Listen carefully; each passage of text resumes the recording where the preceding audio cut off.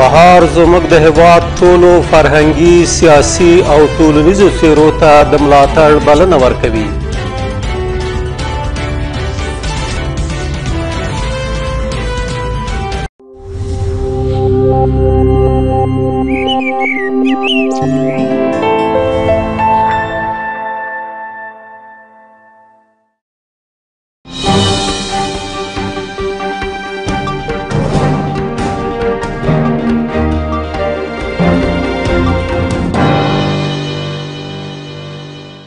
دوستان عزیز سلام. به یک هفته خبری دیگر از برنامه امریکا و جهان ما خوش آمدید.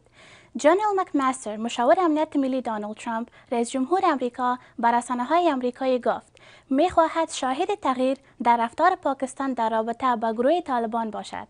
او گفت برخورد پاکستان نسبت به طالبان گزینشی است و جانب آمریکا از پاکستان می‌خواهد که اقدامات قابل توجهی را علیه طالبان افغان و گروه یقانی که در پاکستان پناهگاه امن دارند به عمل آورد. رئیس استخبارات آمریکا در یک سفر غیر مترقبه چند روزه و مخفی با سران افغانستان گفتگو کرده است و هنوز محتوای این دیدار مخفی مانده است. اسکاراموچی، سخنگوی قصر سفید، بعد از 11 روز مقرری دوباره از مقام سخنگویی سبکدوش شد. رئیس جمهور به علت اظهارات غیر مسئولانه او را عزل کرد. CNN در این هفته افشا کرد که به ایمیل های دست یافته است که فرزند ترامپ، دونالد ترامپ جونیور، با حلقات روسی در تماس بوده و در مورد برنده شدن پدرش با مقامات روسی همدست بوده است. شهردار شیکاگو گفته است که برخلاف دونالد ترامپ به دادگاه مراجعه می کند و دادخواهی در مورد تصامیمی که ترامپ علیه 6 کشور اسلامی اتخاذ کرده است می پردازد. گفته می شود که با باز شدن قضیه سلسله از شهردارهای سایر ایالتهای آمریکا نیز به این پروسه می پیوندند. قرار است دونالد ترامپ در پی سبکدوشی های پیهمش می خواهد که رابرت میولر، یکی از دایرکتران برجسته FBI را نیز سبکدوش کند.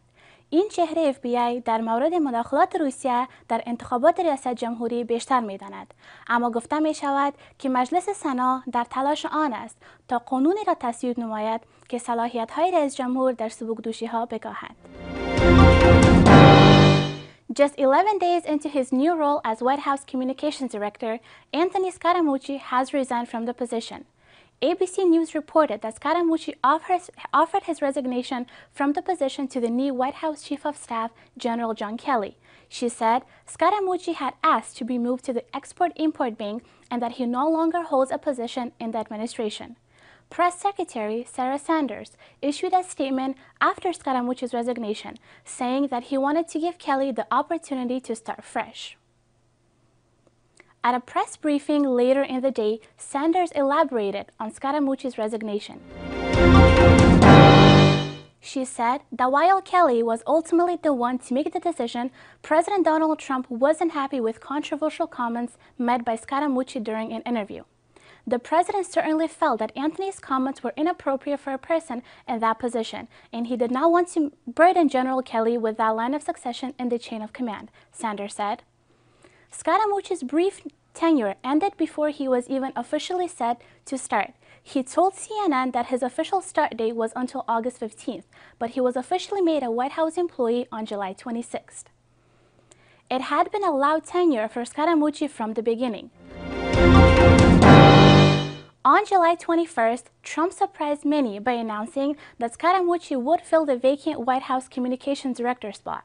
According to the New York Times, the selection of Scaramucci did not only surprise the public, it also shocked and angered former Press Secretary Sean Spicer, who announced he would resign almost immediately after the meeting.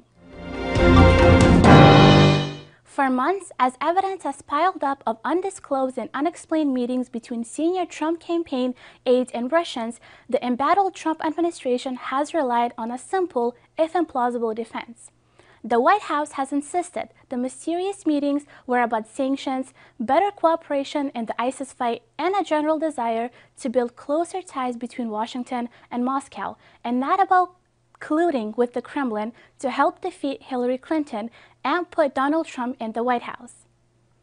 That defense now lies in tatters, shredded by newly released emails showing that Donald Trump Jr. took a meeting with a Kremlin-linked envoy who explicitly promised information that would incriminate Hillary and dealings with Russia and would be very useful to your father.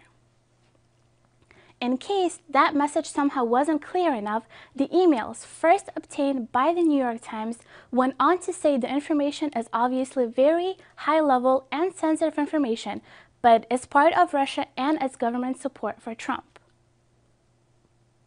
It's worth pausing for a moment and rereading both the email of Trump Jr. and his response. The president's son was offered damaging information about Hillary Clinton that he had been explicitly told was coming from Russia, a hostile foreign power. He did not rebuff the offer. He did not alert the FBI. Instead, he made clear that he wanted the information and even pulled Trump's son-in-law, Jared Kushner, and then campaign manager Paul Manafort into the meeting where it was supposedly going to be provided. There's a second clear takeaway, one that raises new questions about the president himself. Trump has repeatedly stunned lawmakers from both parties by publicly rejecting the U.S. intelligence community's unanimous belief that Russia interfered in the election with the explicit goal of helping him win the White House. Instead, Trump used a high-profile meeting with Russian President Vladimir Putin last week to say that he accepted Putin's denial of the meddling. For good measure, Trump said he would work with Putin on a new joint effort to combat election hacking, a comment that would be laughable if its implications weren't so dire. Think of what we already knew even before the release of the new emails. An array of Trump campaign and White House aides like Manafort, Kushner, then National Security Advisor Michael Flynn, and current Attorney General Jeff Sessions had undisclosed meetings with either actual Russian officials or private citizens with close ties to Putin. The Trump aides lied about them again and again and again. Mueller is now looking into whether those dealings broke the law. The president himself has publicly disparaged the U.S. intelligence community, continually praised Putin as a strong leader, talked of lifting the sanctions imposed on Russia for its misdeeds in Russia and Syria, weakened Washington's historic commitment to NATO, and made clear that Putin would pay no real price for his election interference. To top it off, Trump fired then FBI Director James Comey in May after Comey refused to drop the FBI investigation into Flynn. That move prompted Mueller's appointment as special counsel and led to an ongoing criminal investigation onto whether the president himself obstructed justice. Trump has since mused about firing Mueller too, and some legal scholars believe he could preemptively pardon Flynn, Kushner, or other aides before charges were even brought, let alone after potential convictions. Mayor Rahm Emanuel says Chicago will keep fighting President Trump's immigration policies with a federal lawsuit, alleging it's illegal for the federal government to withhold public safety grants from the so-called sanctuary cities.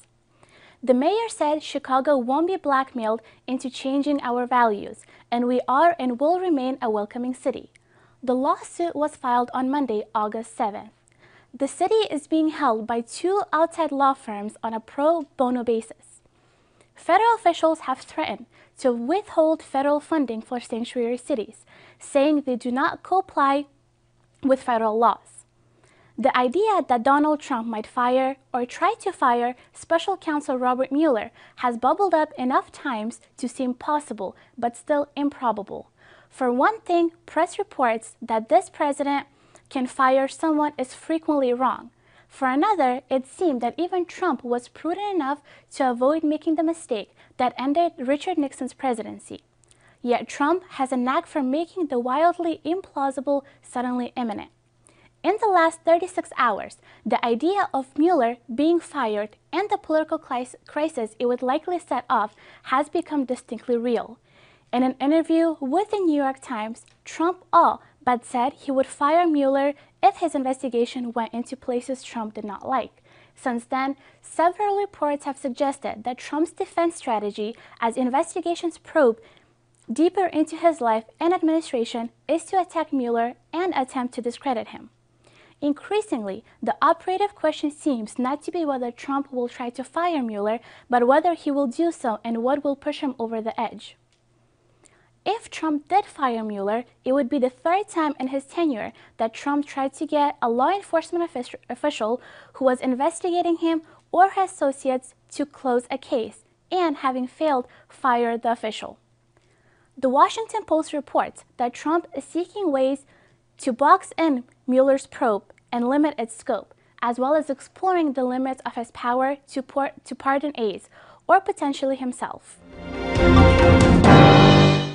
هموطنان عزیز، این بود اخبار این هفته. سپاس از توجهتان.